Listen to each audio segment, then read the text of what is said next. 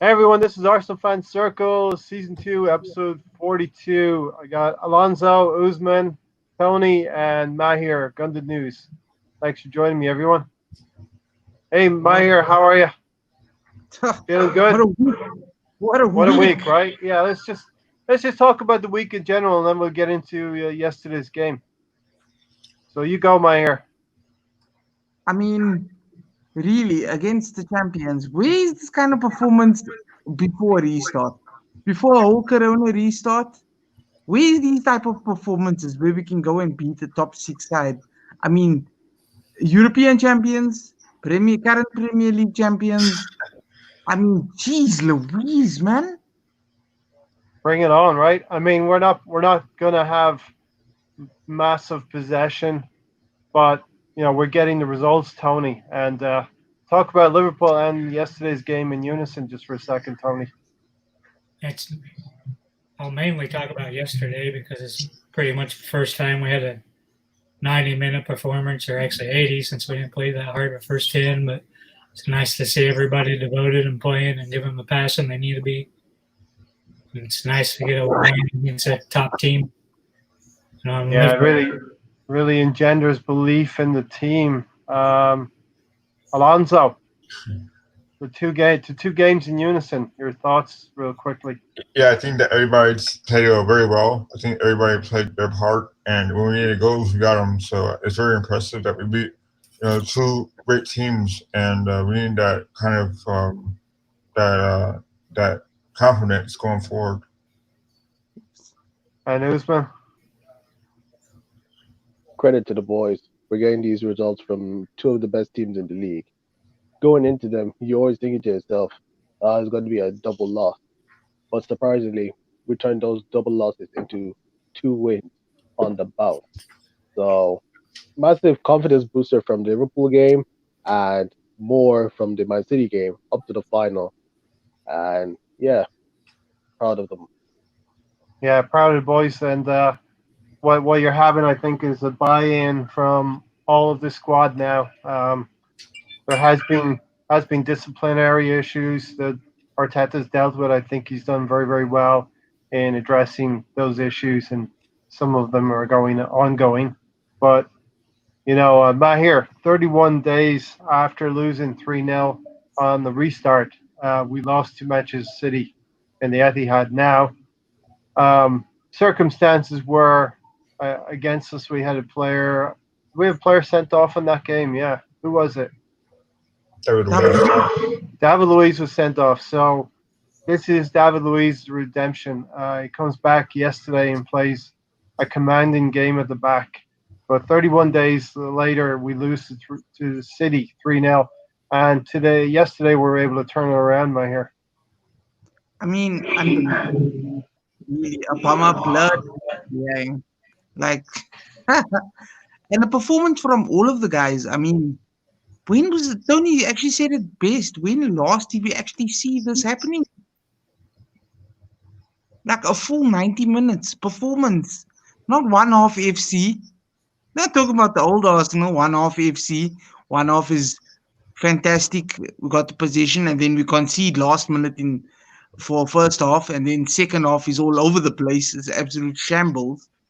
I mean, guys, I'm really wordless. Or really, what can I say? Speechless. Absolutely speechless. Yeah. All right, well, let's bring in Rohan. He's here now, and we'll get Rohan, thanks for joining us. What's up, guys? I said on the tweet you might see 6 smiling faces, and I think we're all pretty happy today, right? Very, very happy. Just your overall take on the 4 or 5 days that we've had, beating Liverpool first, and then yesterday's result. I got to change my address to cloud number 9, right? Like that's where I am right now. It's absolutely brilliant. Like nobody expected us to win. Nobody gave us a chance, and I mean, in fact, we didn't give ourselves a chance, right? Like so, to get one win, we thought Liverpool was lucky. Although, from my perspective, we already discussed it in the last one that I felt like we drove those mistakes, and then we defended doggedly. but this performance was even better. Nobody could now say that we won it based on luck. We had more shots on target than them. They had like one shot on target. Everybody put in a brilliant performance. Each person. I can't pick out any one guy who had a bad game. Absolutely, overjoyed, and really get some more insight into Arteta's tactical ability, and that's given us a lot of confidence. And what he said is that in terms of you can see that there's definite change in terms of the mentality of the team. These guys are fighting for him. They'll die for him, and what he needs is the right tools. And I'm sure that we can be back. Yeah, I'm just going to stay with you a second, Rohan. On Thursday night, we talked about Torreira absolutely had to start in the game. And then as we were talking about, we needed that man marker. We said, if not Torreira, then Ainsley, Maitland-Niles. And just a word about AEM, man. Played out of position. Oh, it's 3-0. 3-0 to Chelsea. 3-0. He didn't play a 4-3-3. That's what I wanted. And when I saw the lineup again, I thought that it was going to be a 4-3-3 with AMN in midfield. But it wasn't. It didn't turn out to be that way. But Maitland-Niles at left back, left wing back. Who would have thought? And he put in such a great performance. With his speed and his skill, and the way that he played, it was absolutely brilliant. So credit to AMN for turning it around, for playing not just as a fullback on the right side, which he'd been playing and complaining about, but playing on the left side. So, credit to him, credit to Arteta again for bringing him around, for having that motivation to get him to play. And again, like I said, everybody had a brilliant performance. Yeah, good stuff. And as Usman has just said, 3-0 to Chelsea.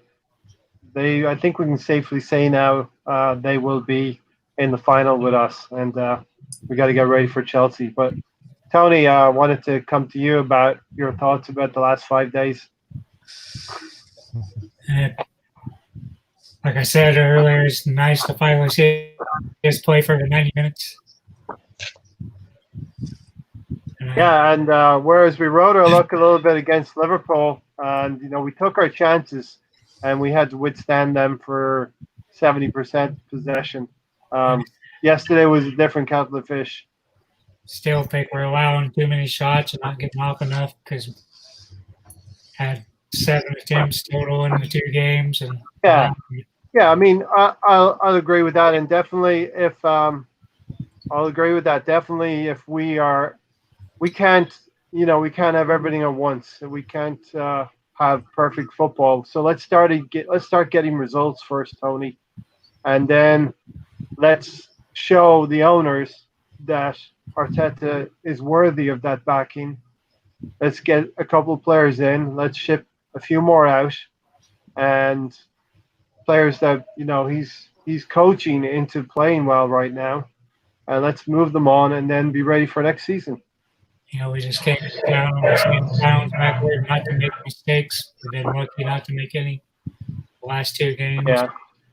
All right, so Usman, your quick thoughts. It's going to be probably Chelsea. There's about 10 minutes left in the 90 minutes. 3-0 to Chelsea. I'm putting it up there. FA Cup final, Chelsea versus Arsenal. What's your immediate thoughts? Operation Redemption. Operation Revenge. If you know why I'm saying revenge, then yeah, you probably know why. Yeah. If not, I'm just going to say Baku 2019. We don't want to go Baku to that. Get it? No. Play onwards. And to be honest, this Chelsea team is probably weaker from last season's team. So I think we probably have a better chance of beating them. But yeah, I say that they'll probably beat us 5-1 instead of 4-1. But I'll hope with the team. Yeah, Alonso, your thoughts on Chelsea? I think if we play the right formation, which is a 4-3-4-3, and we could be useful in that formation. It seems like we're more successful in that formation. And I think we got a man mark certain people, but I think at the end of the day, we could still beat them. And like it was said, we can use this game as redemption. We have to, because the way that Giroud did us in that game was pretty bad. Yeah. And his antics out of the game are pretty bad as well. So yeah, it'd be nice to have Luis do the same thing, Yeah. Fully understand. What did he say? I'm a true blue now. I'm a true blue. Yeah. Oh, Arsenal. Fucking clown. Clown. Yeah. Yeah. So it'd And- be kind of cool that Luis do the same thing, in a way, And it's perfect timing here for the assembled. Ainsley Maitland-Niles made his debut at left back. But Rohan, we all remember Baku. We remember Ainsley Maitland-Niles in that position up against Hazard. And as much as Usman said, Project Redemption for the team, Ainsley Maitland-Niles will be keen to play in that game.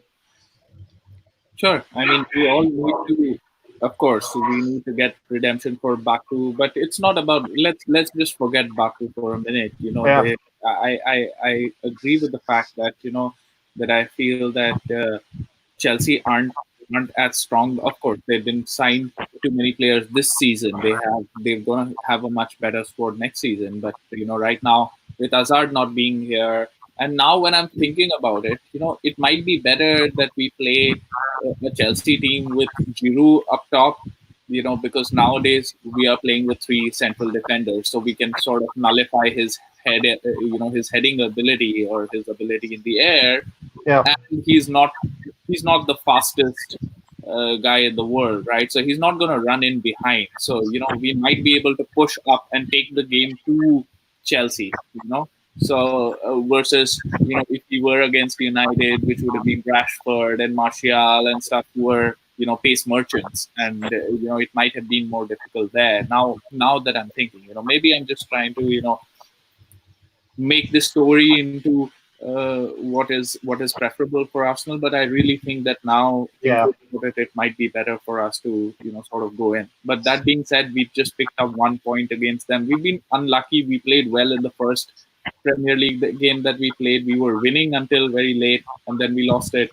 And then the second time around, we were down to 10 men, but we dragged it on for a 2-2 draw. So this time we have to do one. I think there's encouragement in both of those fixtures. I think Arteta was kind of outmaneuvered a little bit. We bossed the game for 30 minutes plus against Chelsea at home, and Lampard made some changes, brought a substitute on, and changed the game. Right, Tony? To me, it changed when Chambers got hurt before the substitution. So there's definitely meat on the bone there, Rohan, that Arteta can go back and look at that game and learn some things. Frank Lampard may have got the upper hand, but then in the 2-2 draw with a man down, we've shown ourselves that we can have the fight and desire to get back. So we shouldn't really have any fears going up against Chelsea, and we know what happened in Baku, but you're right, it's a new era, and while we want revenge, it's not about that, it's about going forward probably with Arteta. Yeah, and I mean, the scum have done and Jose Mourinho have done Chelsea and United a favor today by beating Leicester. But still they have all to play for in the next two games, like we said yesterday. They have all to play for, and we really have to now concentrate on the final, right? Like we have to win both of our matches in the Premier League to have momentum. But what we can do is we can use our squad, we can change a few players, like we did against Liverpool, right? The mainstays don't have to play the game against Watford. And what I want is for us to be 10% fitter, 10% sharper than Chelsea, going into that final, because that's when it's going to be. That's how we will overcome our season and give ourselves the chance to win. Mahir, just continuing on Rohan's point, I think that the Chelsea team is kind of settled, whereas our team has got competition in a lot of areas of the field. So to Rohan's point, our players are going to going to be on their toes a little bit. Basically, you lay your life on the line for this right here. Hmm. That's all that matters. So the next game we play, which will be the FA Cup final. I'm not saying it is the next one, but the one that matters, we have to throw everything at them. Everything in the kitchen sink. Because I honestly believe we can get at this vulnerable Chelsea side. As settled in as they're as with the quality players that they do have, like the Jorginhos and the Kovacic's, and now next season they're gonna have Ziyech and whoever else. I believe we can get at them. And like we discussed, Ray, we discussed with the Liverpudlians on one of the two of them. Do we go into you? Do we get into Europe, or do we just be patient, do a total rebuild, but focus on, like I'm saying, the FA Cup and the Premier League mostly next season? So yeah, it just depends. And I mean, please, please, please back Arteta. Let the board give him money to bring in the players he wants, and we're gonna hopefully see our Arsenal come back. You know, the good old days. Yeah, exactly. Tony, what will this last 5 days have done with the owners? Surely they're watching what's happened. Now we've gone and beaten Liverpool and Manchester City within the space of a week. It's kind of hard to know. Open my pocketbooks, close my pocketbooks, and say, make do of what you have. You can win. Yeah, but surely they would have taken notice as well. You know, this team is what they had. This team is what Unai Emery had, and Arteta's come in and made a big difference within 6 months. Yeah, hopefully I'll allow him to go pick his own players and have a better team. Yeah, and Usman, it's going to give him a little bit more weight in the boardroom when he's talking about the players he wants to target. Yeah, of course, because a coach is only as good as the players he has. So if he has like the players that he wants to make his philosophy work, then the team will make progress. But that won't happen if the board don't back him. So the moment he called out the board, that was a shockwave to them. Like, oh, this manager, he's calling us out. Oh, he's dissing us. Like, oh. So right now they have to, like, they can't hide at this point. Even though he hasn't mentioned the board, but it's clear that he's calling them out just to give him something to invest. Yeah, that was a powerful interview with high profile. He knew that interview was going to go echo across the ocean to the US. As some of you will know, Manchester United have scored. It's now 3-1 after 85 minutes. We're gonna keep our projection. It sounds like an election. We're gonna keep our projected winner as Chelsea. Surprise, surprise! They got a penalty. They got a penalty, and Bruno Fernandes did he like stand on someone else's toe, Rohan? No, Martial got. Did he dance on someone's knee? Exactly. And fall down? Too little. Apparently, Chelsea's third goal was an own goal by Harry Maguire. Okay, nice. Yeah, I mean, but the people in front, like it was Alonso passing to Rudiger. So, like Rudiger was centre forward for Chelsea at that point when Maguire turned it in. So, Alonso, with that result yesterday, Pep Guardiola going out, there was going to be one coach that's going to win this competition. It's going to be their first trophy. Now, the Manchester United fans are going to get a bit salty. It's not going to be Ole. So now it's between Frank Lampard and Arteta, between Chelsea and Arsenal. What's it going to mean to win that first trophy for the coach? I mean, because I see it as a betting blocker, so a momentum builder, I guess. For, momentum, yeah, exactly. Wins, and it's important because it'll help see that we can win trophies with the team we have, and it was the greatest team ever because of what happened to a previous manager. And so, I think that it's all coming around now. I think Arteta's team is ready to go. I think it takes time for a new manager to come in and make his changes and make his way he wants it. So I think it takes time for the team also to gain momentum, because he drew so many times out the year, early on in the year, that now it's I think this is a tip to the team now officially. So I think the first couple will do wonders for the club and for him as well. Yeah, and he's about a year behind in development of Frank Lampard. Listen, I'm putting this banner up here: Arsenal 2, Liverpool 1, and the reason being, this was back in 1987 when I pretty much started following Arsenal. George Graham pulled out a surprise against the best team of the day, was Liverpool. So this kind of echoed back to me what George Graham's doing, and I see similarities. We kind of cling on to that stuff for a while, and us as supporters, we cling on to halcyon days and what happened before. And 2-1 results against Jurgen Klopp, for me, echoed what George Graham was doing against Liverpool back in '87. Exactly. Especially the way that we lost against Spurs. But, he must have gone in and he would have said that, you played well. We were unlucky to lose against Spurs in the sense that, we gifted them the ball, but it wasn't through any sort of pressure by Spurs, right? So, that being said, he would have just gone back and said that forget this game. You did a lot of things right.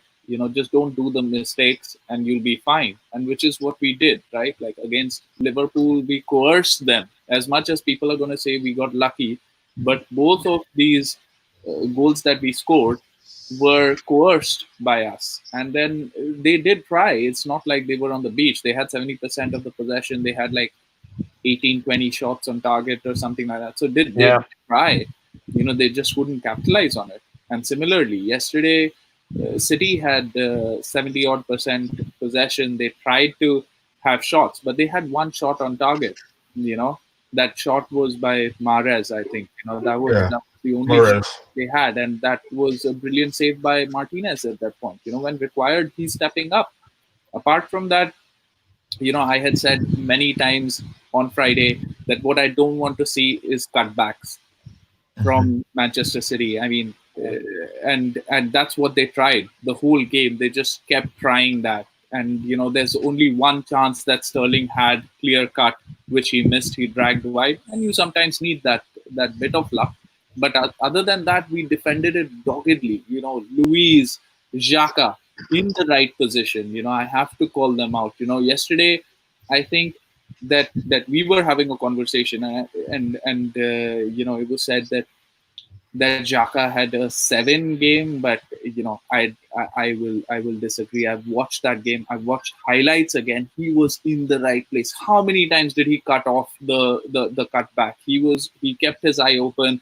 When Luiz cut it off, still Xhaka was there in the right position. These two players for me had a 9 out of 10 performance yesterday. Yeah, it was an amazing all-round team performance, and if you beat Manchester City 2-0, and you probably should have beaten them 4-0. I don't think any player deserves a 7. I mean, you're starting around 8, but player ratings are very subjective anyway, for me, But Tony, I did not. We were on the podcast with Tanner. I think Rohan, myself, and you were on with Tanner. And, I predicted there would be a reaction against Liverpool, and we got that. I predicted a draw. We got the 2-1 win. But I didn't see us, in all fairness, got to hold my hand up and say, I didn't see us beating Manchester City in the FA Cup semi-final. Yeah, earlier in the week, City's the one I thought we'd win because I thought we'd field a weaker team than we did against Liverpool. So I thought we'd lose that one, and I thought we'd beat City. Yeah, like I said, I did not allow myself, Usman, I didn't allow myself to think that we would win, get into the FA Cup final. I thought we'd have a good run. We beat Leeds in the 3rd round, Bournemouth in the 4th round, and then Portsmouth and Sheffield United, which was a really big moment with Danny Ceballos. That seemed to have ignited Danny Ceballos this season for me, but I just didn't see it happening. To be honest, when we got Man City in the semi-final, I didn't put my hopes up because the moment I put my hopes up, I knew I would be instantly be disappointed. That's why I just thought to myself, Yeah. playing against Liverpool, playing against Man City, I thought we were just going to lose both of them. And even if we did lose both of them, it's like the season's already over, so like there's no point in having our hopes up because even if I mean, luckily we did beat Man City, and that was like the biggest shocker that I've seen because I thought it would go down to penalties and it would be decided from there. But the fact that we beat Man City 2-0 was just a big confidence booster, and it makes you feel like we can go to the final and we can win it as long as we don't mess up. Yeah, I mean, I'm tremendously encouraged by these two results. I was going in thinking we can't possibly beat United, Chelsea, or I didn't think we'd get the opportunity to face one of those two. Now it's going to be Chelsea in the final, but to beat City first, echoes 2017 for me, Rohan. Exactly. Nobody gave us a chance against Manchester City in the semi-final. At that point, you have to remember Chelsea were the champions. They had the longest win record, etc., etc. They were flying, and nobody gave us a chance. Koscielny had got a red in the previous weekend, so our main defender was not eligible to play. There were so many adversities that we had, and then we went in and pulled off, one of the memorable performances of last decade, right? And hopefully this will be one for this decade, and it will be a stepping stone for us to, go into the transfer market and show that, that's the kind of manager that we have, and that we have ambition. We have some sort of, a skeleton for a squad, but what we need is the spine. Yeah, and I'm just going to stay with you a second, Rohan, because we're going to go through the first goal with Aubameyang scoring, and wow, when you rewind the tape and you go all the way back, it's there's like something like 17 passes. Steven said 17 passes. We were under pressure, and we played a sequence of balls out from the back with Emi Martinez being very, very, very key in getting that ball out to the left side of midfield, and then it switches all the way, comes to Pepe, and I'll just let you cut in from there, Rohan. Exactly. The point is that if you keep shooting long balls, then you're just going to be under pressure again and again and again. And they were true to their principles. They played the Arsenal way, right? Like they 4 or 5 of those passes, or maybe 6 of those passes out of the 17 or 18 were between our central defenders and our goalkeeper. But that was important to break that press, right? To break that press, to get it out on the left-hand side, and then to get it to Lacazette. Brilliant hold-up play by Lacazette, bringing in Pepe, and then Pepe, supplying the ball in for Aubameyang, and that finish, he got it on the half volley, right? You have to remember that he got it on the half volley. He hit it from the outside of his right foot. That's not an easy finish. He had an comparatively easier chance before that, but that was a difficult finish, and to put that in, it just gave us a foundation, that we weren't chasing the game after that. We could play it with our pace. We could be behind the ball. We could exploit the pace that we have with Aubameyang, which is with what we did throughout the game. So, it was a perfect performance. Yeah, Alonso, Aubameyang's goal for you, well taken. And like Rohan said, the cross from Pepe is perfect, and Aubameyang takes that on the bounce and controls it, and it goes in off the post. And I don't think any goalkeeper could have really saved that.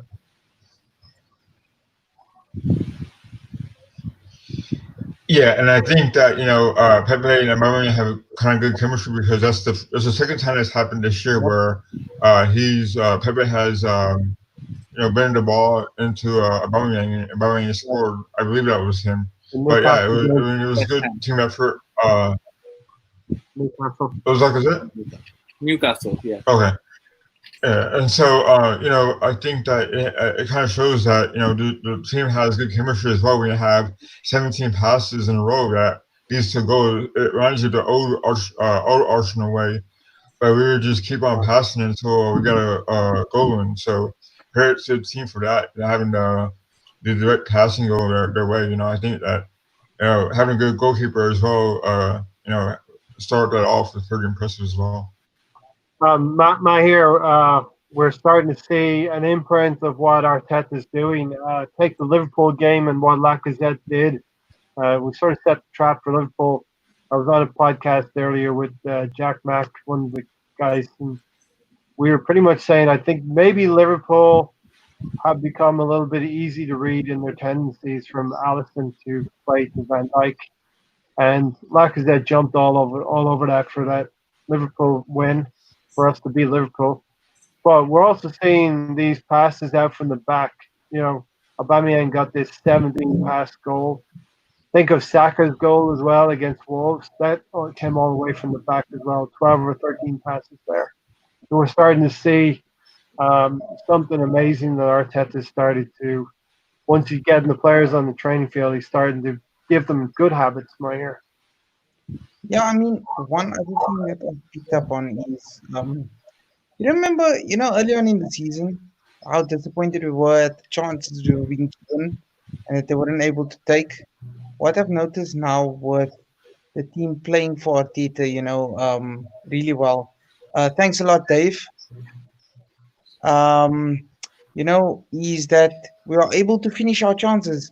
Alonso, Rowan, Usman, Tony, don't you guys think it's beautiful that with the chances that we're given, that they're able to finish them off like a, Yeah. they're calling like a threat. Well, suddenly he's not looking like a threat anymore. Yeah. It looked like he was just going through a small little, you could say, phase of like depression. When you tend to not perform, you feel down, you go hard on yourself, until somebody picks up out of that rut you've been having and says, listen here, things are going to get better. Believe in yourself. I believe in you. It goes all around. You could even use it as general life advice, and I just find it so beautiful. I find it very beautiful that the team chemistry is finally coming into place, and togetherness, and it's bringing the fans together as well. With what's going on the pitch, where everybody wants to play for each other, play for this right here. That stays close to the heart.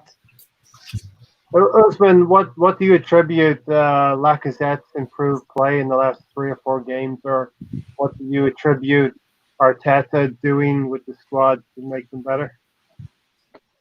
I'm pleased with Lacazette. Ever since he was playing for Leon, I've always been pleased with him. I've always impressed by him because the way he's just cold up front in goal, all you just need is one goal, and then the rest are just coming in like a free flow. Yeah. And I remember saying that I don't want Lacazette to leave because it's a dip of form. Every striker will go through that. You have people on the WhatsApp group always telling me that I'm raw. He needs to be sold. I know one person in particular. I'm not going to say who it was, but he was adamant that we should sell Lacazette. But ever since he got that goal against Wolves, I think that's when he started to come back, doing what he needs to do. And yeah, this is one of the reasons why. Now, I'll put my hands up and say I was wavering, if not actually thinking about putting him in with a swap for Partey. The thing with Lacazette, though, is he does turn up in these big games, and he does score consistently. I think we have a great 1-2 combination with Aubameyang and Lacazette.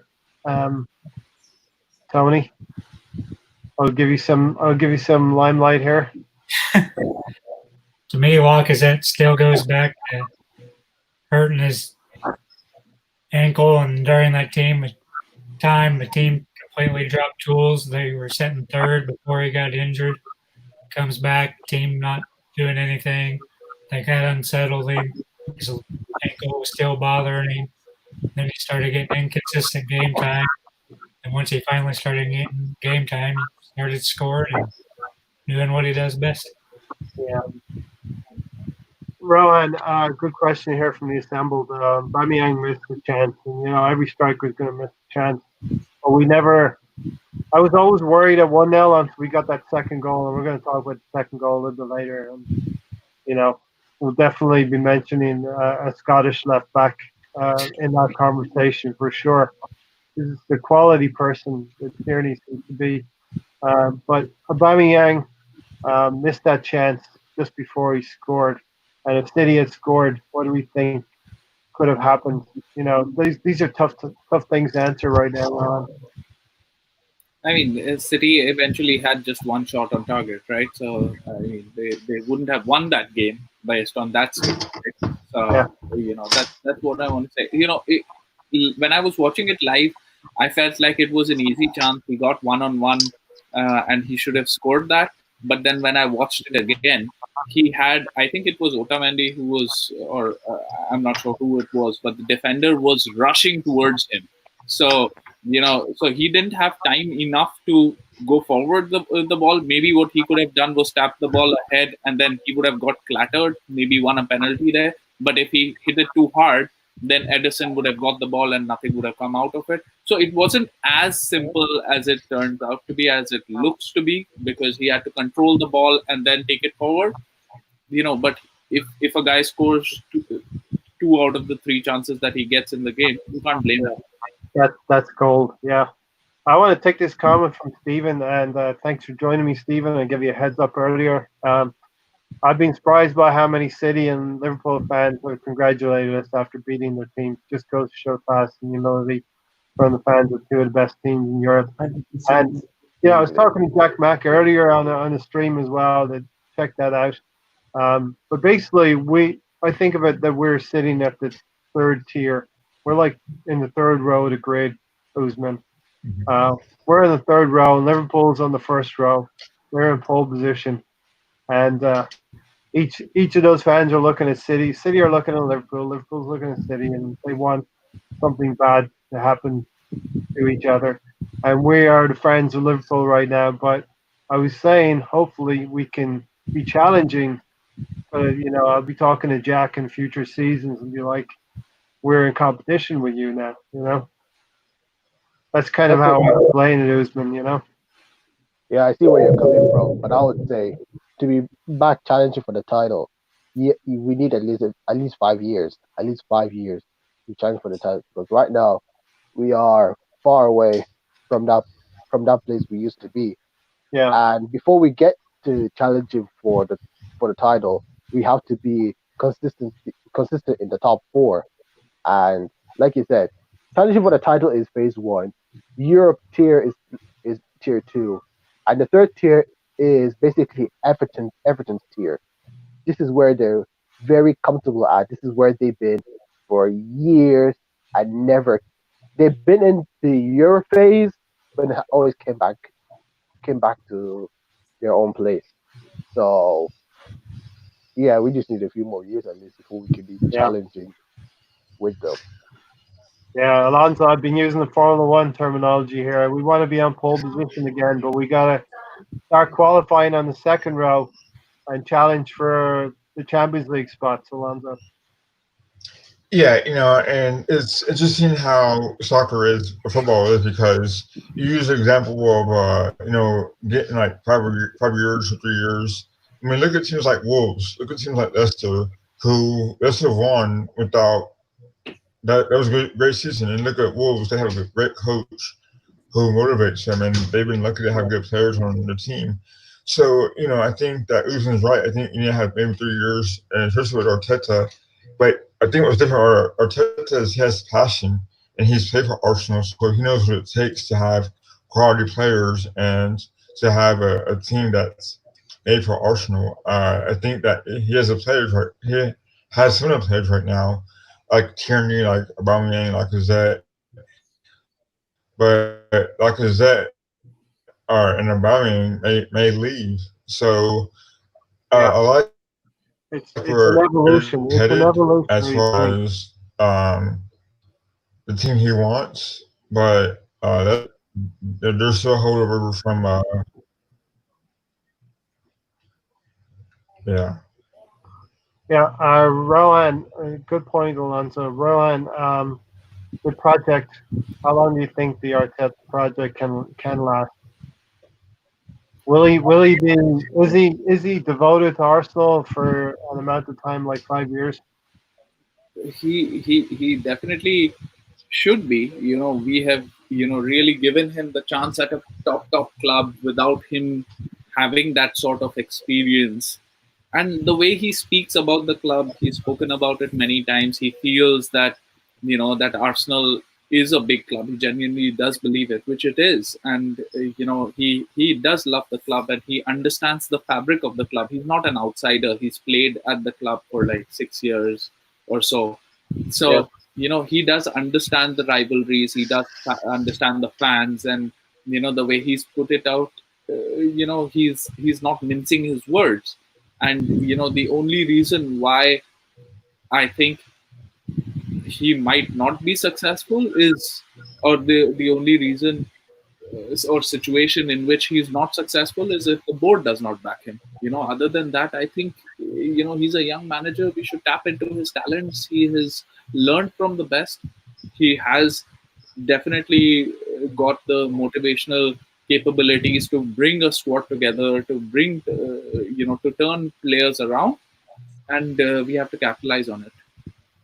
Usman, the cynical Arsenal fans would have been like, well, Arteta is going to be the cheapest coach to acquire. But I actually don't feel that the club was feeling that way. They wanted to get the youngest, brightest minds and, somebody who's going to be good in the future. Very much like buying a player and polishing them up. I think we can see that Arteta is going to be a very, very good coach.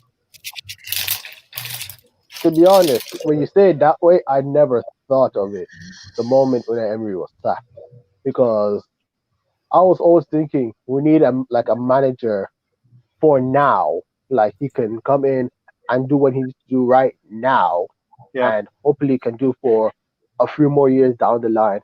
When I when I saw the rumors of Arteta being our manager, I was the one saying, "No, please, we don't need him. He's a novice. He has zero experience. He Yeah. doesn't know what being a manager is like. Just like Trump not knowing what being a politician is like." That's why I was really, really against it. But when you put it into that context, I get it. Kind of Yeah. like a Pochettino when he was at Tottenham. But if that's the case, then I find it hard to believe he will be at the club for like 5 years. It probably will be like 3 years. But if those 3 years are well, they'll give him like maybe 2 more years on top of it before they decide, okay, we need someone else that can help us Yeah. challenge for the big And title. yeah, and perhaps we're projecting a little bit too far. I think that we could challenge for a title now without getting too gassed within 3 years. Tony, what do you think? Mahir's laughing already. I think we could challenge in 3 or 4 years, but I don't think he'll be here longer than 4 years. Yeah, you'd think the likes of Barca, or it probably would be Barca. He's going back to not Madrid. Steps. Mahir, what's your take on Arteta, how he's done so far, and what the next 3 to 5 years could hold for him? I'm going to say this very calmly and collectively, as I'm very happy right now. Basically, a lot of us didn't give Arteta a shot. We wanted a coach for right now. We wanted a Diego Simeone. We wanted an Ancelotti. Very good point there. Isn't that what the They've Cronkies always gone with younger managers, the Cronkies. Well, I'm unsure of the Cronkies because I haven't read up on them, really investigated. As we do know that has been the main problem. Wanted them out for a long time. Actual people that we wanted to take over would love the club, have been fans of the club for a long time, know what it takes to be or to invest in this right here. But what I think so far of Arteta, he's done fantastically. He's honestly done fantastically with what he has. And if they can back him and bring his players into the squad, I would love in a year's time to see what's really crack-a-lacking, if you guys know what I mean. Yeah, Tony, the cynical Arsenal fans will be like, the Cronkies will feel like they won't have to invest now because Arteta's like got gold dust. He's shaking gold dust out of the pockets of David Luiz and Mustafi and Xhaka right now. And I think it still goes back more to the economy from COVID and stuff like that, and impact the decisions more than Arteta sprinkling gold dust on players that need to be going. Yeah, but the point is that we still, despite getting great results against Liverpool and City, investment is still needed in the team, right? Yeah, but still the players aren't good enough. You can patch holes, but the holes are to still be there. Yeah, and Ryan, like Tanner said, hard work can sometimes outdo the talented players. Exactly. But what we have to remember is that you can polish a turd all you want, that at the end of it, it'll still be a turd, right? Like, so, that's It what. can be a shiny turd on a FA Cup semi-final, but maybe not the next time Yeah, out. so they can probably do it on a one-off game. They could do it in these knockout competitions. We have essentially, if you look at it, we have reached like what three finals in the last 3 years or something. Is this our fourth one? I don't even remember. So we've done really well in these knockout competitions, but we've not done well in the league, which is our bread and butter, and that's because that requires motivation every week. That requires you to think that it's not a knockout, right? So it requires some more motivation. And when you're playing against a team that's not Manchester City or Liverpool, sometimes there's a mentality problem, or there's a concentration problem, there's an ability problem, there's a squad problem. There's just so many things. And Arteta, his most impressive interview I felt was after the Liverpool game, in which he said that the difference in quality is still massive, and he acknowledges that. So he says that that although these guys are performing well and we've beaten them today, but he acknowledges if we play them 5 times, they probably win 3 or 4 times out of that, right? So what he needs is backing. I don't want the board to be complacent and to think that he's a miracle worker and he's going to change the fortunes of the club with the same squad. But I don't think Arteta is foolish enough to believe that as well. He's made that clear after Liverpool. Yeah, he definitely did make it clear. Alonso, Stephen Denham said Josh is more invested in the club than Stan, and winning a trophy would be the perfect way to get Stan to invest more. So this is what's needed, Alonso. Yeah, I think that I think Josh kind of understands our fans' passion, whether his dad could care less. And I think that over the years, including the last couple of years, he's kind of understand the frustration that we feel where we see teams like Manchester City and Chelsea, even Liverpool, spend more than we do, or at least they spend it correctly.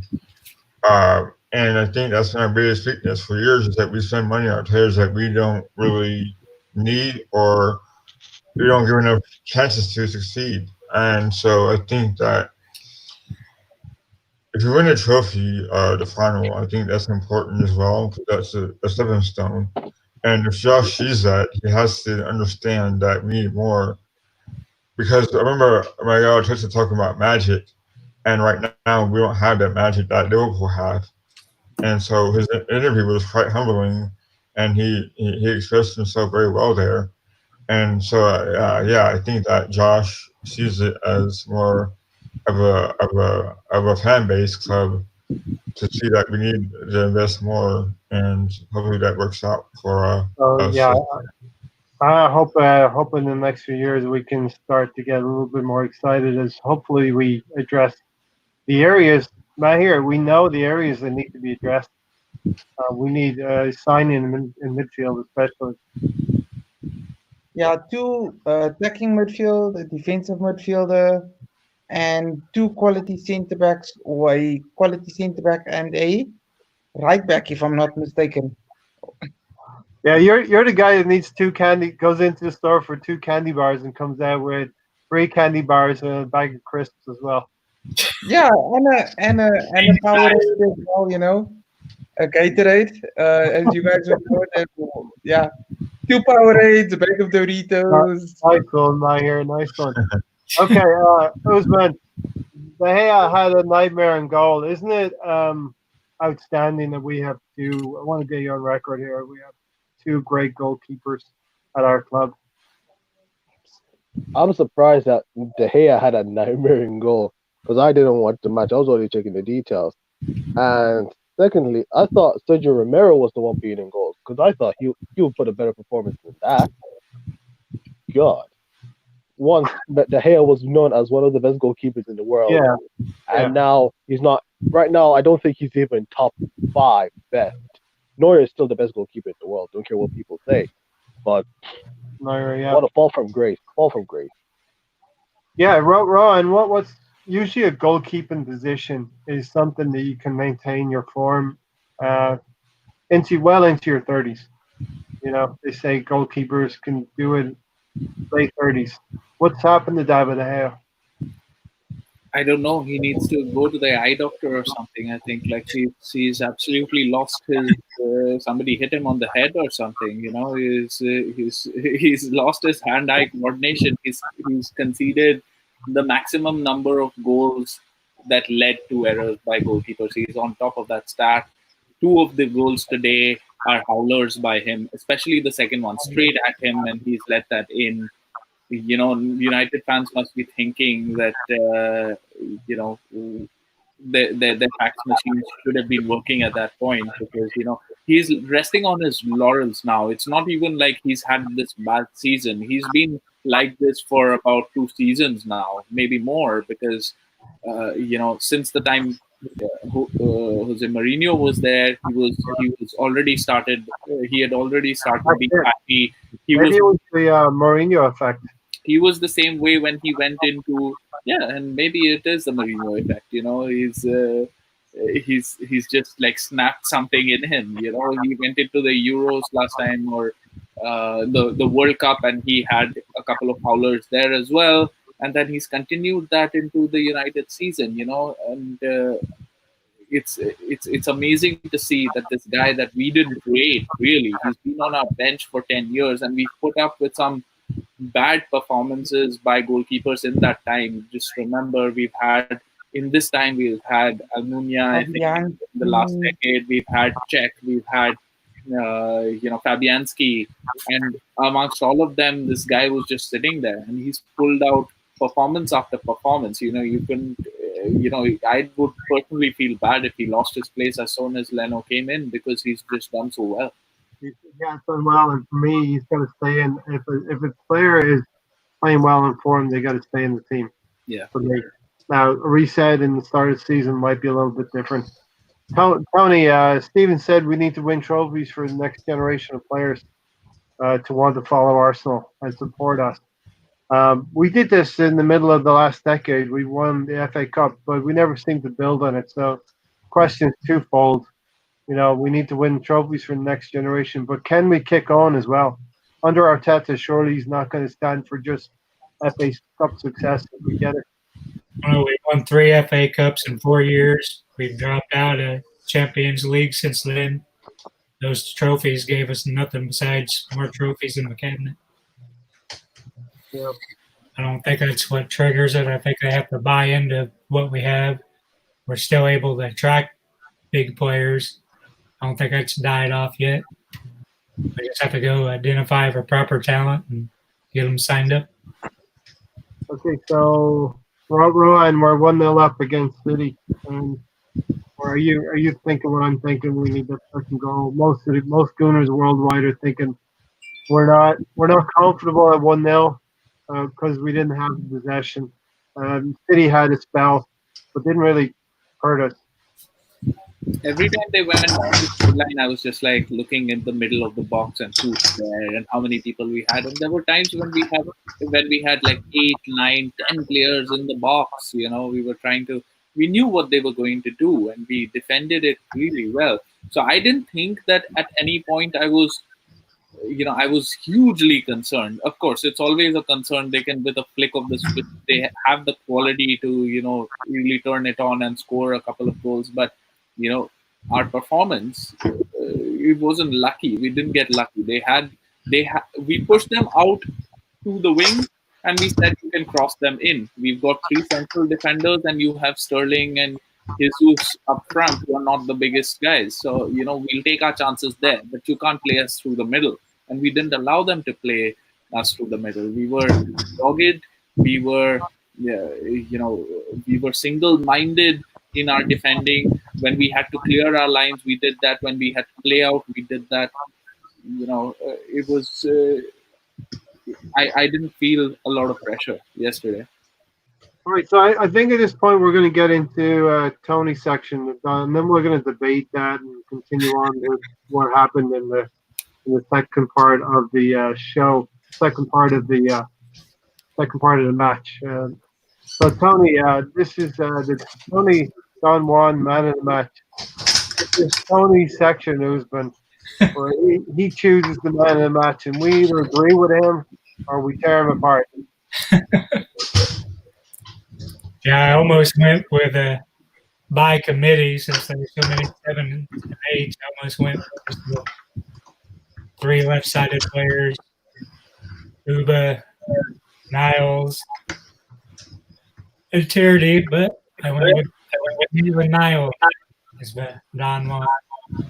So your pick was Ainsley Maitland-Niles. Yeah. Any comments from anyone on Ainsley Maitland-Niles, or if you believe anyone else? Yeah, I thought that Maitland Niles had a good game, especially since he's not used to being in that position. I think that he plays good defense, and he marked Mars very well. So I give him credit for that as well. What a transformation! If we can just stay with Ainsley Maitland-Niles, the man of the match, for a second, Usman. A great transformation from a player who seemed short on confidence under Unai Emery, and not even sure if he wanted to play in a certain position for the club. I think from that interview that he did, where he said he's willing to play any position that the coach wants him to play.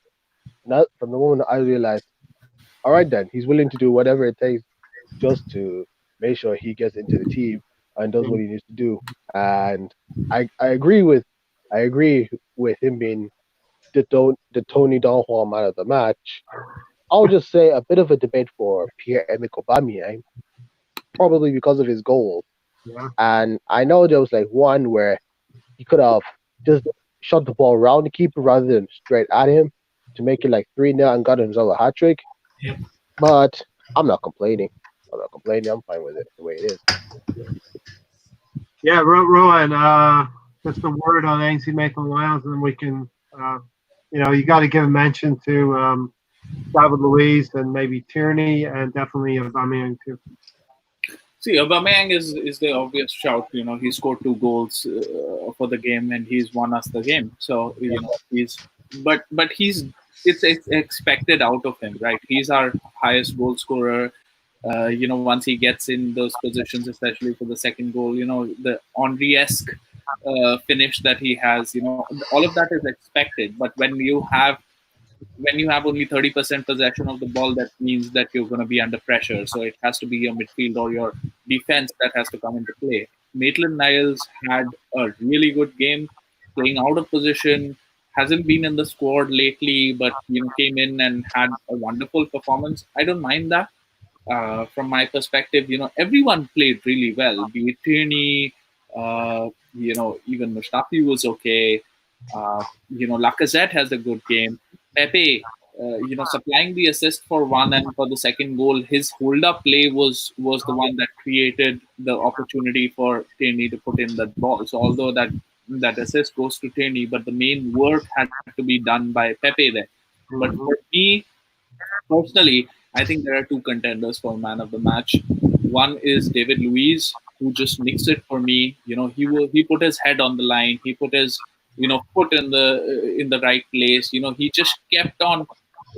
City are just so it's just so difficult to play with their cutbacks, to be in the right place. And that's how they score their goals. And, he was there, right there. And the second mention, if Tony's closed his ears for Luis, the second man of the match for me is Granit Xhaka. No, I was closing it for your second, man. I knew you were going to say. Definitely, I'm going to agree with Ainsley Maitland-Niles. I think is a great choice, Tony. Our left side, 42% of the possession in the first half. What's that? Left side, we wouldn't have done anything. Mm-hmm. Yeah. David Luiz obviously had a great game as well, but he's always prone to that mistake. And Aubameyang, if I don't think, I must be crazy, but I'm starting to think he's playing more and more like Thierry Henry. I'm not comparing him to Thierry Henry, but you're seeing a little bit of body shape. The way he's able to work the channels now, I don't know if he ever did that before in his career. I've seen him on the right channels against Leicester, and he's able to take defenders into places that they don't like to go. Like I remember that Wolves defender Rohan chopping him down because he didn't want to be out there in the left back position. Exactly. And see, I completely understand why everybody is skeptical talking about Luiz and Xhaka, because they do cost us matches, right? But this is, and how much I was fuming after the Manchester City game when he got sent off and all of that. So I'm still not a fan of him being here and for our young defenders to learn from him. But at the end of it, it's a man of the match. It's not man of the season or man of the month or whatever, player of the month. It is man of the match. And for those 90 minutes, David Luiz was immense. If we can criticize him and Granit Xhaka that much, we must hold our hands up and say that they had a brilliant game, which they did. Okay, Alonso, I hear you have to go, so just give you your final thoughts. Yeah, I think that if when we play Chelsea, we gotta attack them and have a good game out of it. I think we could beat them. I think, but also we have to remember that they have to play 2 more games as well in the league, and I think that with the momentum we have, I think we should beat them pretty good. I think Watford and Asheville are both getting regulated, or at least they're on the cusp of doing so. So I think that. I think it's the ball's on our court. I think we gotta go out them and also play our best against Chelsea. And I think that we have the upper hand on them. I think we can come out victorious in all those games. Well, what a great end to the season that would be, Alonso. Thanks for joining me. Thanks for joining us today. All right, guys, take care. Catch you on the next one, Alonso. All right, see ya. Osman, Tony, Rohan, I want to just linger on this, and it just occurred to me with Pepe. Rohan set it up perfectly. Pepe did have a big part to play in that second goal. It occurs to me Pepe is a luxury player. I think we might all agree with that, right? He's a luxury player. He's a luxury player with end product now. And Tony, I might have some stats, but I think he's had like 17 goal involvements between goals and assists, Usman. So do you think Pepe is getting a fair look at things from Arsenal fans? Like, if you understand that he is a luxury player, then maybe you can understand what he brings to the table a little bit. I don't know if I could say that. I don't know if you could call him a luxury player. I mean, fair enough. Yeah, he did have that good season before we signed him, but I do have to question, what was his season like? What was his season like in the 17-18 season? Mm-hmm. Was it similar, or was it like a drastic difference between those 2 seasons? Because if the season before we signed him, which is the 17-18 season, wasn't as good as the season of the 18-19 before we signed him, kind of hard to say. And of course, we did overpay for him, but that's the kind of transfer market we live in these days. So you do have to pay a pretty penny get these quality players into your clubs. Yeah. So for the amount he's done, I would say it was an okay first season for him. It was an okay first season. It's not bad, not great, but not bad considering it's just his first time. Ron? I agree with that. It's his first season in the Premier League where he doesn't understand the language, doesn't speak it. He's been through 3 managers. He has sort of been in and out of the squad. When I felt that Manchester United game was his best game before this, and then he was left out for a few games after that, right? So taking all of that into account, I'm okay with Pepe. If he has 17 goal involvements, that's all right. See, he's not that sort of a player who's going to be involved for 90 minutes. He's just not that sort of player. Let's stop trying to expect that he's going to get on the ball every 3 minutes and going to create a chance. He's not. But what he can do is that he's going to basically have that moment of magic in which he can, score a worldie or create an opportunity, something like that. And then he can be quiet for the next, 40 minutes. So, that's the sort of player that we have. And I'm okay with that. That sort of output is good. Like I've said before as well, I feel like he has a great left foot. So just channelize that energy. He has great control. Just channelize that strength and sort of get him to be our Robin. That's what I'd like to see. Tony, what's your thoughts on Tony? BWTT says, I'm not sure Pepe is getting enough consistent play to get used to the Premier League. He gets a run of games and then he sits. I think that's a message that Arteta wants to send, that you need to turn up at training every day and, do the business. And if you're not training well, the likelihood is you're not going to get in the team every week. I think that was a problem under Emery too. He wasn't getting consistent games. I think he's got the quality, but we haven't seen enough of him. Exactly. That's exactly what I was going to say. He's got the quality, but maybe he needs the application. I think us fans need to recognize he's not Robert Perez 2.0 or Freddie Lundberg 2.0. He is his own player. He's an introverted lad, I think, as well. And he's going to grow into the team. But he's, like Rohan said, he's not going to get a touch every 2.5 minutes. And I don't think right wing's his best position either. I think he should be a second striker or somewhere where he can cut in. I've always said, Tony, he suffered from our midfield not moving the ball quickly enough.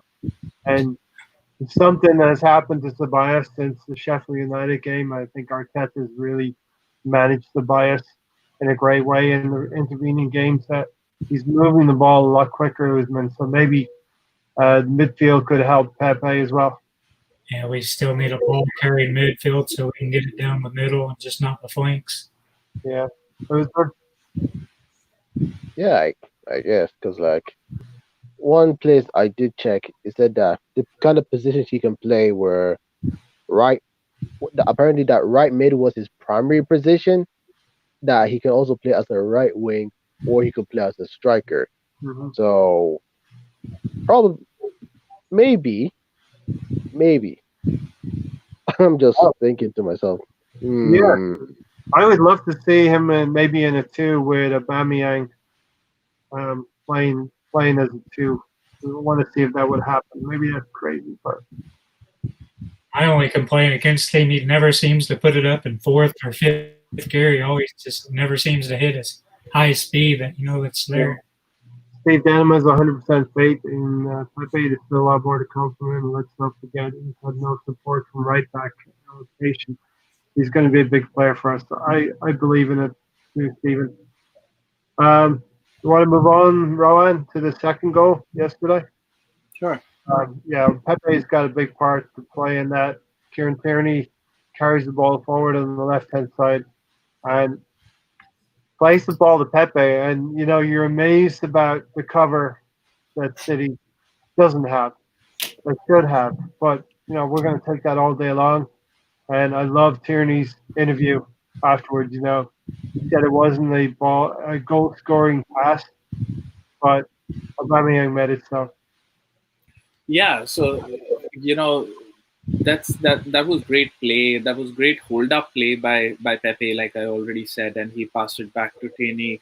And if you remember, he had this similar situation in the previous game that we played against Manchester City, where he could have put Aubameyang through, but he basically just chose the pass to midfield, and we already spoke about it in that podcast. So now you can see that the understanding is developing, and Tierney could see that there was a pass available, that Manchester City were a little bit flat, and once Aubameyang is on his bike, there's no stopping him, really, right? Like there was no question of him being stopped. So a ball over the top, which could have happened in the last time as well, happened this time, and then Aubameyang straight through. Once he gets to the box, if you noticed, he looks up, he looks to see where Lacazette is. Maybe it was to pick out if somebody else is in a better position. Maybe it was just to sort of confuse the goalkeeper. Whatever it was, he has that sort of time on the ball. That's amazing. Everything is happening in slow motion for him.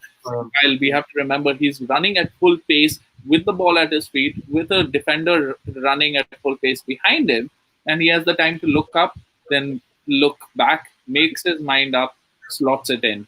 Henri's finish, and this is the reason why we need to tie this guy up.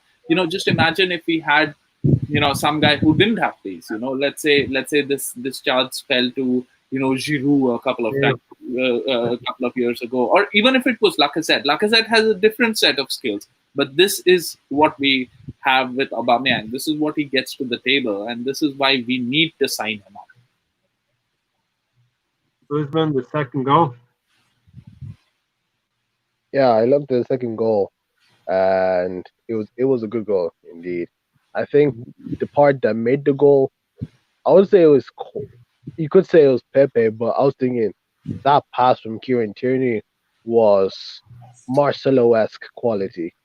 I know Marcelo can just go and score it himself, but like that pass was just a thing of beauty. Modric would be proud of that pass. And then Aubameyang just ran down the left, came to the middle. I thought he would finesse the ball past the keeper, but he decided to go through the legs, which just made the goal all the more beautiful than it already is. Right? Yeah. Great stuff. I think Pepe sucked them in, and Aubameyang was there ready to take advantage of Kieran Tierney's pass. And Tony, it was really a moment where Arsenal fans could go, okay, we got the second goal now. We might actually do this. Yeah, that point, I still thought we should have had 4 or 5 goals, but love that pass from Tierney and was confident then that we'd go on and win. Yeah, and what we have to say is our strikers have been efficient. You get 4 chances and you score 2 goals. That's not bad in a game where you were dominated possession by 70-odd%. 71 to 20. And that we're living on those moments. So Rohan, we get the Kieran Tierney. Let's get the Kieran Tierney. We gotta talk about this kid. And I think Don Juan said earlier, is there any more players in Scotland we can go get, because Scottish players seem to be good. This guy's hardcore, man. Love Tierney to bits. He's come in with the right attitude. He trains well. He's a model professional. You don't see too much flashy stuff with him. He wants to get on with his job, and he has the hunger and desire, right? Future captain for Arsenal, 100%. And Rowan just carries himself in the right way as well. And there was a team photograph of him, and it was about screw cancer. You know what I mean? The big, so a great message. He doesn't forget about people who are less fortunate than him, and great sign of a captain. Usman. Definitely, absolutely, definitely. And when it comes to cancer, like we all know a person, or we all know someone that's related to someone we know that had cancer. Absolute kick in the teeth for anyone that has it. And when I saw it first time, I just thinking to myself, oh, Tierney must be a funny lad. But then when I saw the whole thing behind him, I said, ah, yeah, that's it. Fair enough. Fair enough, he did that. Screw Cancer, of course. Yeah. Future captain, of course, could be better than Andrew Robertson in the future. But for now, just stick to the ground, do what he's doing, and he'll probably get himself a nice Tesco meal. Yeah, absolutely. Tesco might sponsor him for sure, Usman, right? Yeah. Always see him with the Tesco bag just walking through like Tony, he's just a natural when it comes to interviews. He's just, I don't know if he's being well coached. You know, the club will coach all of the players, but I think Tierney is just Tierney, and we're loving it, and we would like, what would it be too greedy to ask for 6 more kind of Tierney type players? Yeah, at least 3 or 4 more like him. I just think he's a general good guy and down to earth and just wants to go out there and play football and win. Yeah, and Rohan, he took some time to get to work with Arteta. He was injured, but once he got to work with Arteta, he must have been pretty relieved that here's a coach that's coming along, and this coach gets it, and he's very enthusiastic to work with Arteta. That's correct. I mean, everybody in the squad respects Arteta whenever he's speaking in those water breaks. You can see how everybody's sort of leaning in with their body language. You can see even the pros, even the guys like Lacazette and Aubameyang who've done and achieved a lot in their career. They also want to listen. So Tierney, let's not forget, he's a young guy. He's just 23 right now. So he's still got a long way to go, but he's definitely on the right track. He says the right things, he does the right things, and in Arteta, he has a coach who can develop him and make him into one of the best, left backs in the world. And I like how Arteta has managed his time as well. If you remember, against Wolves, he was brought off after like 52 minutes, and that is game management. He knows that Tierney is still nursing an injury, that he's come back in most of this season. He's been out. He's been unfortunate. So don't rush him in. We've got ourselves a left back who we can have for the next, 7, 8, 10 years. So, we have to nurture him in the right way. And like I said, he could be a big, big asset for the team. Yeah, we have a position covered for many, many years to come. Usman, folks in the chats are talking about how Arsenal seem to they play better behind closed doors with no crowd there. I think there's definitely something to that. I also think personally it's benefiting Arteta that he's able to coach them, certain players, for every minute of the game. Yeah. Fans not being there, Arsenal play better. I could see where he's coming from, because sometimes if Arsenal aren't playing well, the fans will just give it to them and say, "Oh, you're playing terrible. This is not what we came for. This is horrible." But now, they know, like, the fans are still watching them behind the screens, but probably they're not around for them to just throw the abuse needed. So that's one way to put it.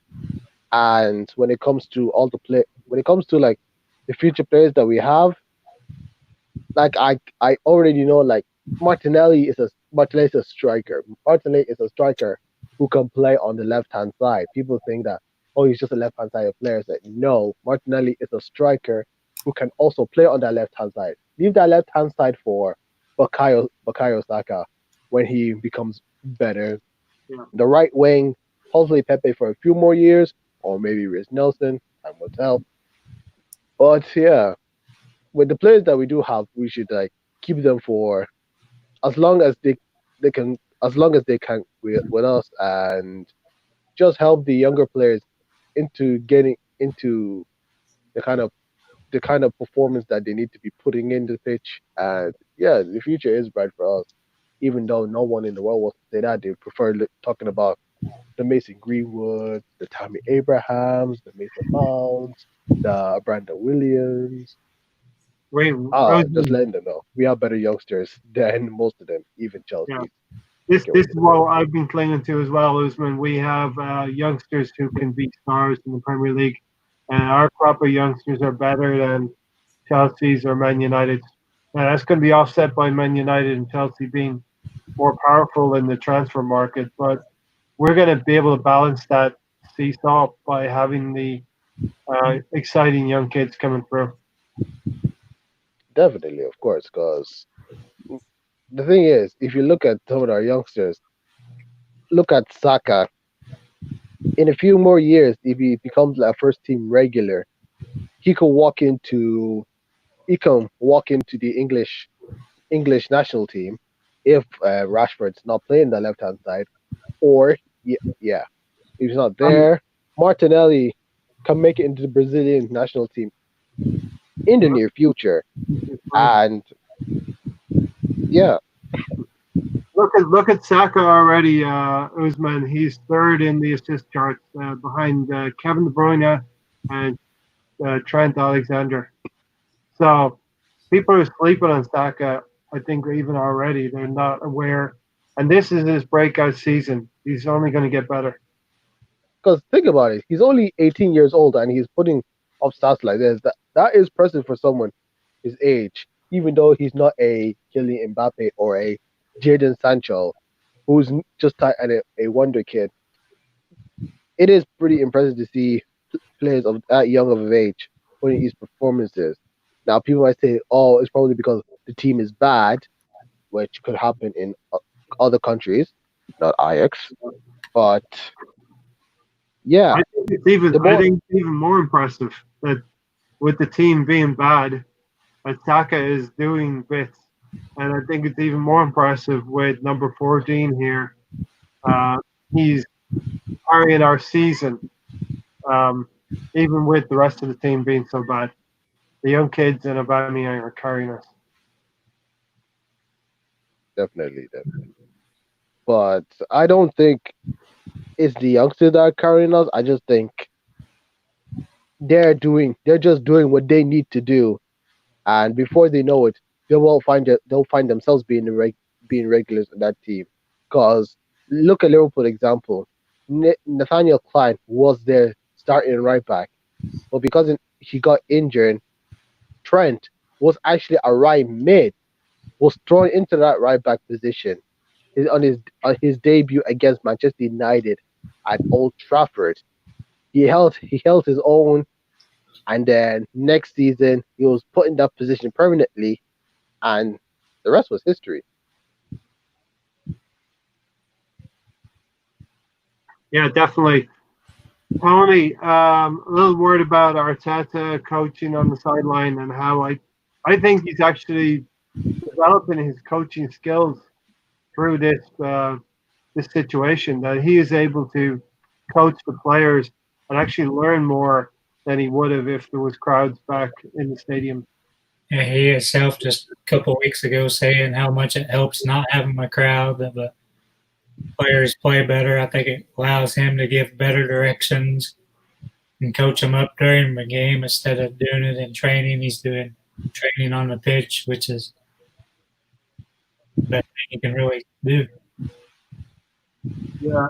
Okay. So Rohan, let's go to the banner here. Number 14 keeps on course for the FA Cup, our 14th FA Cup, and we are the record holders at 13. And we really want to push forward and win this trophy now. We definitely want to win that trophy. We want to be, up there with the maximum number of wins, create some breathing space. A United final might have, that might have also been a contention, right? Because they tied with us, or are they one behind us? I don't remember. They're tied One behind us at 13. So yeah, they're 12. United on 12 FA Cups. They are super close. So that's another thing. Chelsea have kept them at bay, and they're coming in, and we've played 2 FA Cup finals against Chelsea and 2 against Man United, and we won all 4. So there shouldn't be a reason why we can't go in and win this one. And number 14, Aubameyang, what a guy. I have said a million times before, is our world class player, right? Every team can work efficiently as a team, but you need that one or two world class players who bring that spark, who can do something extraordinary. And Aubameyang is the guy who can do it for us. You know, a lot of times we've seen, you know, you say that Lacazette is a guy who plays against the big teams, but you know, it's not just the big teams. We need players to play against every team, you know, and especially maybe the smaller teams for where we are right now, right? Our ambition is for next season is not to win the league, but to be competitive, to be in the top four, you know, things like that, right? Be consistent as well, And right? for that time, it's even more important that you win against the lower teams or the supposedly lesser teams than the big six. And winning against the big six is obviously a bonus. And for that reason, you know, we have to sign him up. I can't wait for us to sign him up. And What does your gut tell you right now? Is are we if we don't win the FA Cup, will that stop us from signing Aubameyang? If we do, will it obviously be a good thing, right? Signing Aubameyang, we don't know. we have to sign him up. You know, it's going to be a big loss because we can't replace his goal. Just take him out of the equation yesterday. I don't think many players scored the two goals that he scored. You know, maybe somebody could finish his first chance. I don't know. Like, it's more difficult if you look at it. It's more difficult than what it seemed at the first time. But not many players will score the actual two goals that he scored. And you know, getting a new person will be a gamble. If he's not from England, not played in the Premier League, then we have to give that person time, and we have to say that, you know, this season is a write-off. And you know, there's just like, we've written off too many seasons like this. You know, we have a few good players, and it's not like we have to change 10 other players around them. I think with about 4 or 5 signings, we could be up there challenging for third and fourth position. Of course, yeah. Tony, Aubameyang keeps on course for the 14th FA Cup final. Look a little forward to the final. Who do you think will be under more pressure, Frank Lampard or Arteta? I think the pressure will be about the same. I think the pressure should be on the Arsenal players, and going back to the number 5, they'll get a 5% raise for being in Europa next year. A number of that team will remember we started out talking about Baku, and we're going to come Baku to that topic again. Reuse the same joke like I did earlier. But a number of those players will remember what happened in that final and will want to put things right. Should want to put things right. And I think Arteta playing for Arsenal in the FA Cup, he should be able to give the players up more than Frank. The history, Usman, the history that Arteta, he's always been talking about the FA Cup, extolling the virtues of the FA Cup. He won it as a player under Wenger. He knows what it means to the club. That's something that he's going to, if he hasn't already, be able to imprint on this young team. Yeah, him winning the FA Cup this year would not only be like a boost up to what we need in the future, but it could be like a good start to his managerial career. Yeah. And when it comes to like who's more under pressure for this final, I say he would be under more pressure, because with Frank Lampard and Chelsea, I think they've already secured their Champions League spot for next season. So them winning the FA Cup would just be something to top that season. Whereas we would need to win the FA Cup just to give us that big confidence boost that we need to march on forward. So like, it was the similar thing with last season. Now Chelsea already secured Champions League spot. They didn't need to win the Europa League, but because we weren't serious, it's that, free Europa League trophy for us. Oh, we'll take that. Thank you very much. And that's what happened. And that's what happened. So it's a similar situation like last season, and we can't let the same mistake happen twice, because Fool me once, shame on you. Fool me twice, shame on me.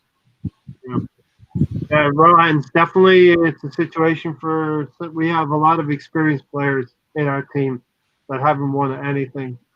And if I'm an experienced player who hasn't won many trophies and a coach like Arteta comes along, I'm gonna be psyched to win something finally. So that hunger's gotta be burning in there. And then you have the young players, throw in young players as well, who want to win things as well. So they've got to be hungry too. Usman's point, Chelsea will have probably qualified for a Champions League football. We've got to show the hunger on August 1st. Yeah. So, we have to use this to our advantage, right? Like Chelsea play Liverpool next, so hopefully Liverpool will beat Chelsea so that they have something to play for in the last game. So they have to play the full squad, and maybe hopefully we can rest a few guys, and we'll have that extra 10% in our tank to go in and try to let's not get beaten for hunger, for desire. That's how it seemed in Baku. We were second. We were off the pace in terms of hunger, desire, passion, commitment. That's why we lost the game, right? So, let's not have that. Let them come up with the excuse that, oh, you guys had nothing to play for, and then 4 days ago you played, with nobody, and we had to play with everyone. I'd love to hear that. So this is important. And over the years, we've seen, right, with Pochettino, with Sari, all of these guys who have not won trophies. It's sort of after a few years, it's a monkey on your back, right? That you haven't won any trophies, and Arteta would be desperate to get that off. Once he wins a trophy in his first 6 months of being in charge, there's no looking back. He doesn't have that sort of pressure as well, and that's the same thing for Lampard too. So both of them would be looking for the win, but I hope that the players don't let Arteta down. And of course, in the next week or so, we will be previewing and going into it in more depth. The Assemble said when Emery first got the job, the squad was performing. Then it was the fans. Next, it was Emery. He's starting to see a pattern. Arteta's here, and we're performing well. Do we see what he's saying? I think we do see what you're saying.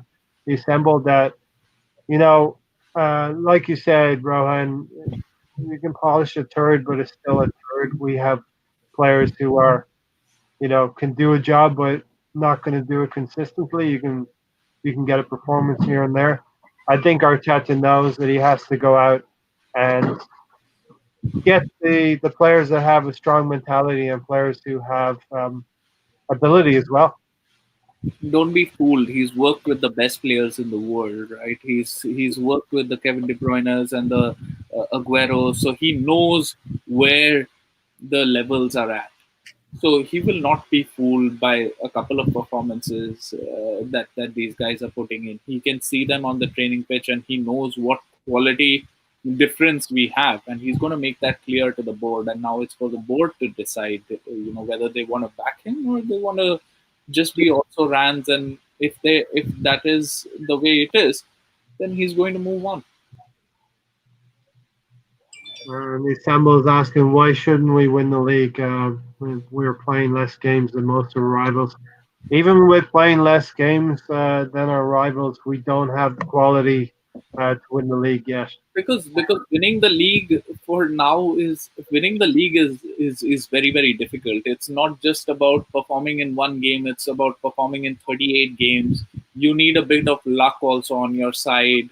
Look at Liverpool last year, right? They played out of their skin. They should have been champions, but they lost out to Manchester City because Manchester City was that good. And this season they won comfortably because Manchester City have been unlucky with injuries, etc. that have been happening. So it's a mix of many things, and that's why aiming for the Premier League next season, when our players don't have that sort of experience, you have to sort of come close.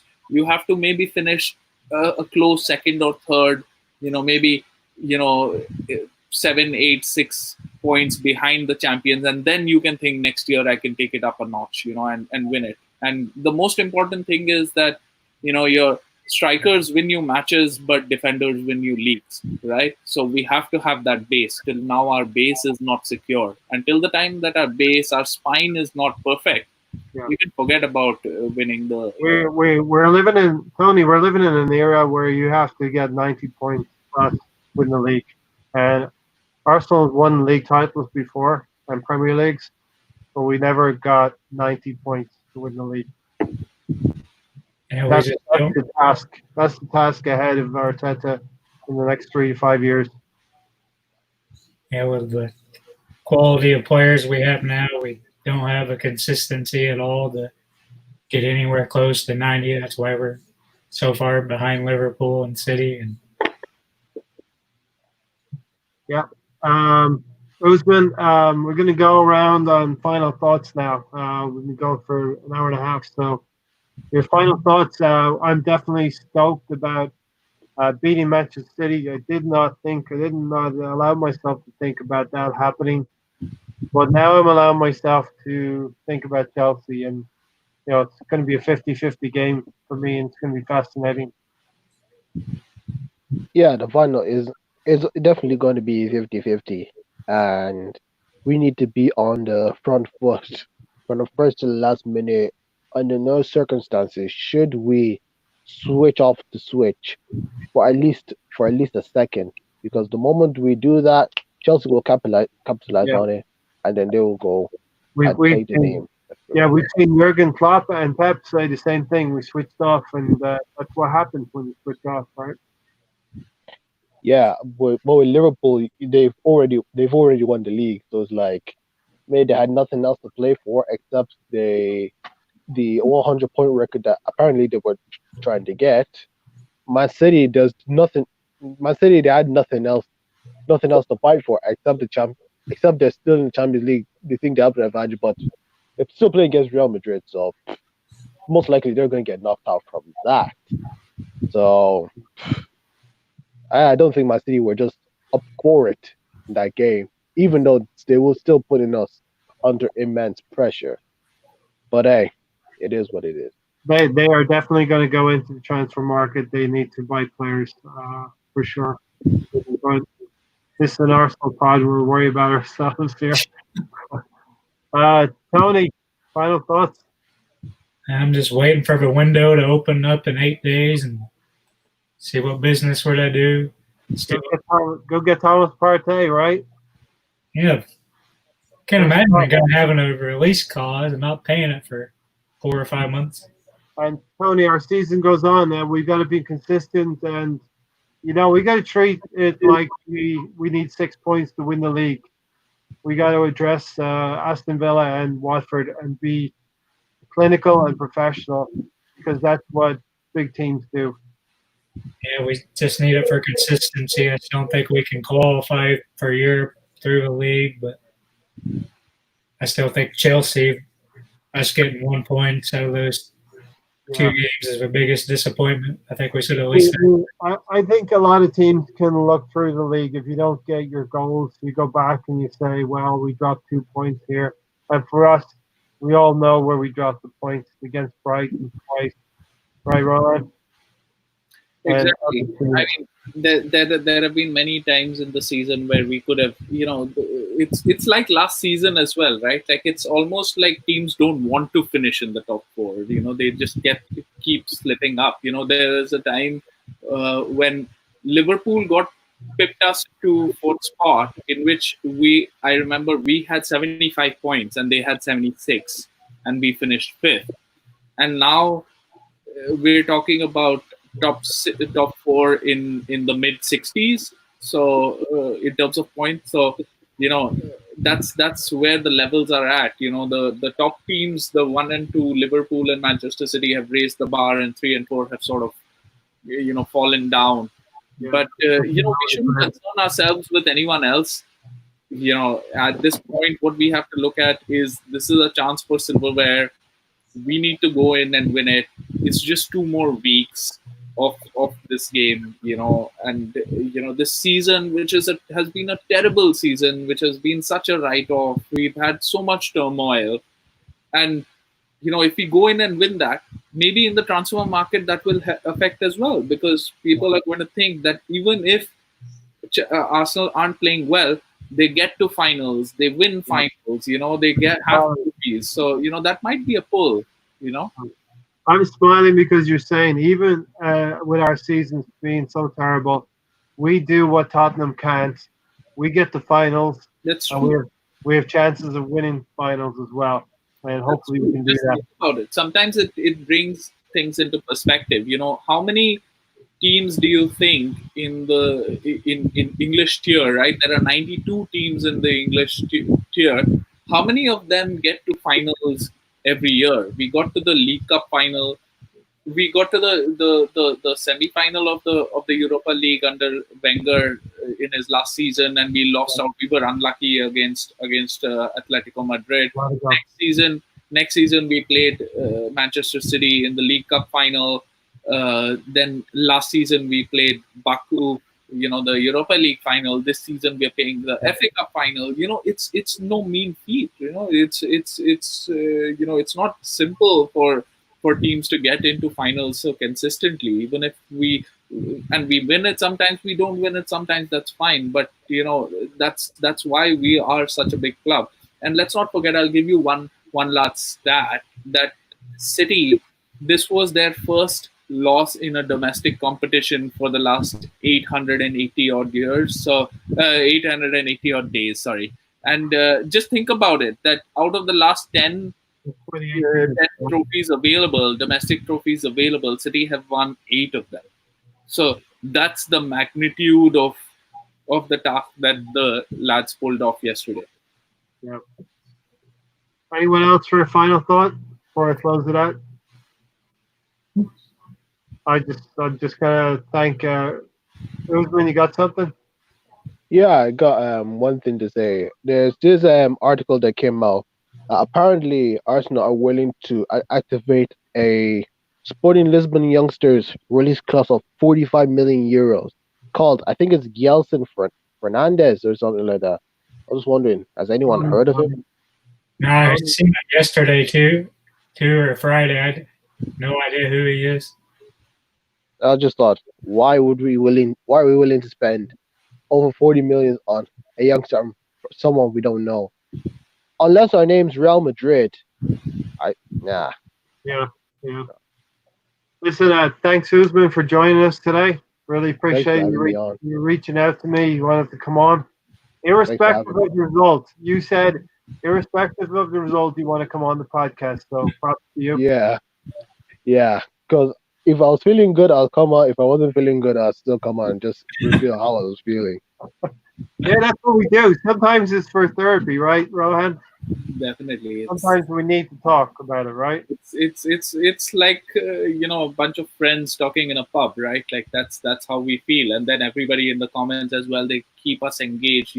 They ask interesting questions, and they pick our brains on it, and it's lovely, and we need to have that outlet, right? Like I need to have that outlet of making known my feelings that the team was good or the team was bad and this needs to improve and this is this is fine, things like that. And props to you for organizing all of this.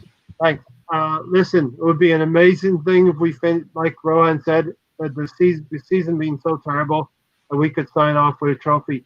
Irrespective of what happens, we have to remember this was Arteta's and the team's time to learn. But we're in a final, we want to win it, and it would be amazing, like I said, if the team would do it within 6 months. Thanks for joining me, everyone. Thanks for watching, and until next time, come on, you Gunners. We're in the final. Enjoy it.